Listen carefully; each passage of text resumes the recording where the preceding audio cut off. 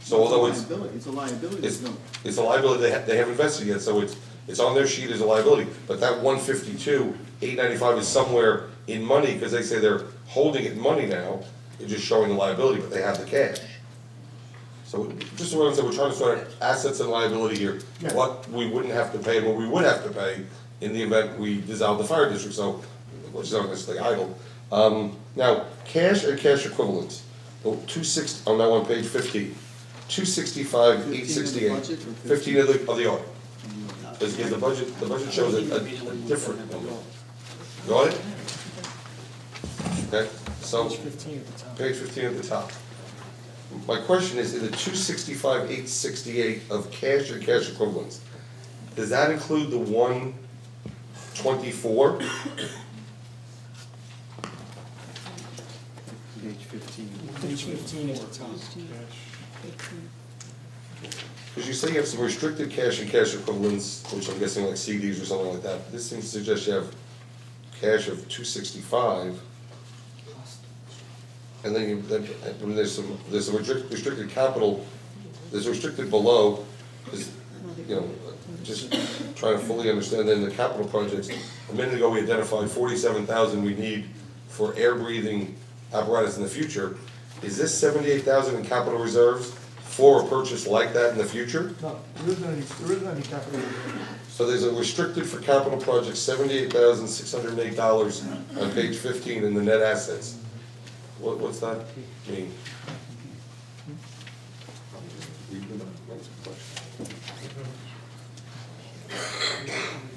Hey, Mr. McGill?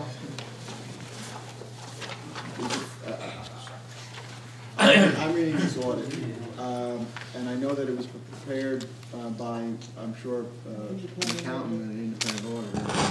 Are you guys, he's not here, I'm assuming, right? No, which is the other thing. This was done with Martha Carroll. Yeah, Martha Carroll, what you ordered. So she's not here. No, she's not.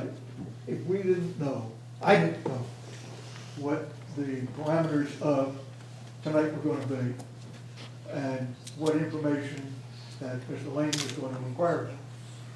Conversation I had with Mr. Lane last week was to the effect that perhaps ground rules were going to be established, maybe a work session was going to be established to let us know, let the board of fire commissioners know, what information the municipal government wanted to have expounded upon and expanded.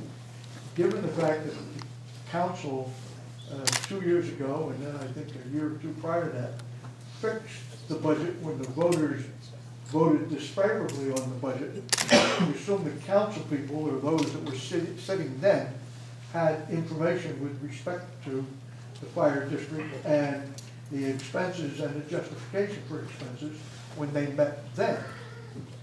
Now, today, there are some different folks on the council, and there are some questions that apparently are engendered because someone claims that there is an openness in connection with the fire district's expenses or operation. Well, I don't. And That's not I didn't what I'm actually know saying. what Mr. Lane was going to talk about because frankly, when I have a question with respect to the audit, I call the auditor. Say, we have this question, 1, 2, 3, what is the answer? And then I review the rest of it to see if it makes sense or if I even have a question after that. I think in fairness to what I'm hearing this from Mr. Lane, Right.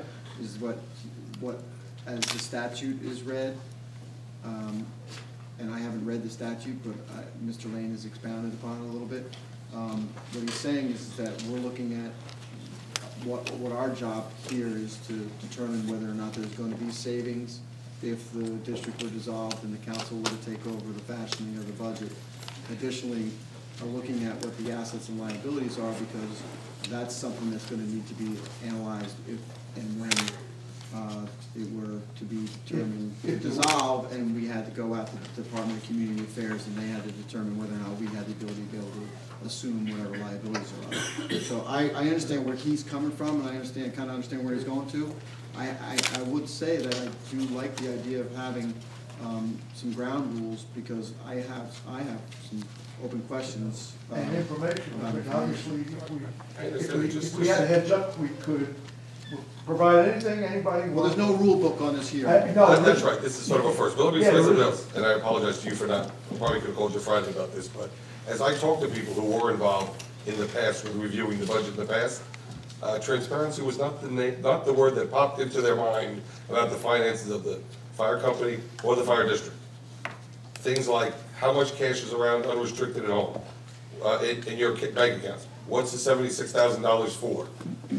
When it says $1,500 for repairs on every vehicle every year, is that what it cost you the year before, or is that just a guess?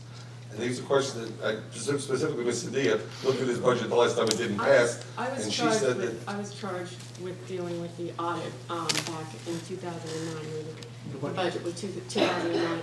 And I requested, it was, you know, the budget was pushed forward towards me, this is our budget, tell us what you want to cut. And I said I didn't want to do that, I wanted to find out what you had spent in the past. That's how I do our own budget, that's how I do the school budget. I want to see what the expenses were, and then I cut maybe to what you spent last year, unless there's some reason that there might be a problem. I speak with all the department heads, our chief of police, David Petrican, I speak with Mr. Herner, our superintendent, and I work with them as far as what we can cut on each line or not. And I didn't get any expenses. All the different maintenance was the same every year, you know, the tires, the oil changes, the maintenance. And I said, well, can we see the maintenance logs for the vehicles? No. Can I see the expenses? No. And your expense list? Nothing was provided. And then I got the insurance. They had $42,000 budgeted for the insurance line. I called the broker, all this, including the hepatitis, was $17,500. All the insurance, plus, and which I brought up, and nobody naysayed me, nobody said anything. That was that. And then I also brought up the fact that the pumper, the ladder truck, was voted down twice by the public. And I said, how can you, in good conscience, you cannot charge the public for a ladder truck that they voted down, maintenance for a ladder truck that they voted down twice. And not only did I cut that line as well. Then in 2010, in the budget, 2010 budget, that ladder truck, $20,000, was put back into the budget. And now I bring up the point of the fire commissioner's handbook. And on the fire commissioner's handbook, it reads, because what happened, I believe, was somehow the company purchased the ladder truck on their own after it was voted down twice. That's correct. Okay? And the fire district receives public monies through the fire tax and must expend these monies in accordance to the New Jersey statute requirements. A fire district must specifically comply with the statutory law on public bidding when expending monies. In addition, all assets purchased by the fire district should be titled to or owned by the fire district. It is inappropriate and possibly illegal to expend public monies as a fire district and title or ownership of the asset as that of the fire company. So basically, you can't put in your budget maintenance on an item that's owned by the fire company, which is what that ladder truck is. Well, there's an obligation on the board by statute, or there would be on the borough, if the borough dissolves the district, to provide fire protection for the public and to provide workable, in the case of fire trucks, workable repair fire apparatus as determined They by the can rent people. it. So the fire company bought the aerial. The fire district didn't buy it. But the maintenance of the fire equipment, so that the district can be sure that there is fire equipment that's ready to work properly. If there is an event, becomes a district obligation or a municipal obligation, and the fire district ensures that the trucks are working. The fire district makes arrangements for the work to be done and the bills to be paid, and all of that information is totally available. I was not aware that you had asked for particular items and did not receive them. They're all available. Everything is done by purchase order, by voucher, when necessary, by other means. We haven't bonded or made any large capital purchases that require. That's the one I'm trying to figure out here, because I just heard something that was a little inconsistent. The truck we're talking about, the aerial, when was the aerial bought? The fire company purchased it. When was it bought? Company bought. When was it bought? I think it was, I don't know, my understanding, my rumor is that the building was mortgaged in order to buy it. 97. 97? And so these two capital leases that are on the district, the fire district's budget are not that truck? No, there are two pumpers. Two new bumpers. Two pumpers that were lease purchased, that the voters voted approval, and then they were public bid, and they were, the bids were awarded. Mr. Borback has a question, please. Well, it's more of a suggestion, I'll put it in the form of a motion if it's agreeable to the rest of the council. Since Mr. McGill, I think you'd be better served if you had your accountant with you. And frankly, I've only received the district budget on the dais. I only received the audit at 5 p.m. I don't think, I think it would be more appropriate if we had all the information. And I think we should table this till the council meeting. Are you, I'll make a motion. go ahead. I'll second the motion for purposes of discussion. You're making a motion I'm making a to motion because I to think adjourn the this commission- hearing to another time? Yes, because the commission should have their accountant with them. They We should have been the entire council, and I'm a member of the council, should have time to review the information as well. Could I have a second? Now, could we have discussion, please, on postponing this to another time? Well, I mean, we should have the bill list, we should have your bank statements with all, I have $5.1 million budget, and I've handled it for 3 years, and I know almost every single line item. You asked me about it, so the idea that we're not getting straight answers on a $400,000 budget that somebody's handled over 20 years is not, it doesn't ring true to me. It just simply doesn't. And when I was, and maybe it's because I have a licensed private investigator, but when I start asking questions and I don't seem to be getting an answer, and it makes me want to ask the next question. And Mr. McGill, how do you feel about postponing? I think that would be an excellent way to proceed, and provided, in the meanwhile, people understand I will be talking with Mr. Lane about particular items of information that he will want on your behalf. Absolutely. I would like to say bank Excuse me, could statements, you, hold it. And all the accounting. if Go ahead, it Mr. would- McGill. if it would work, I don't know how, if you have a separate meeting during the month when you have what's called a work session? No, Oh, okay. we have 2 meetings a month, just straight Well, meetings. should we do, you don't have a work session at No. all anytime? Oh, okay. Mr. Brennan? Mayor, what I would suggest in response to the motion, Speak into the microphone. respectfully, what I would suggest in response to the motion is that we continue tonight, because I think this is kind of fertile ground here. It is opening up some additional areas of inquiry where we can at least specify what it is we're looking for. I withdraw my motion, but because I agree, I want full financial statements. But I do think we're gonna need to come back. Right, we could, yeah, but Well, the only thing I said I'm a little troubled why I ask these questions. The auditor's great, but the auditor comes in when it's over.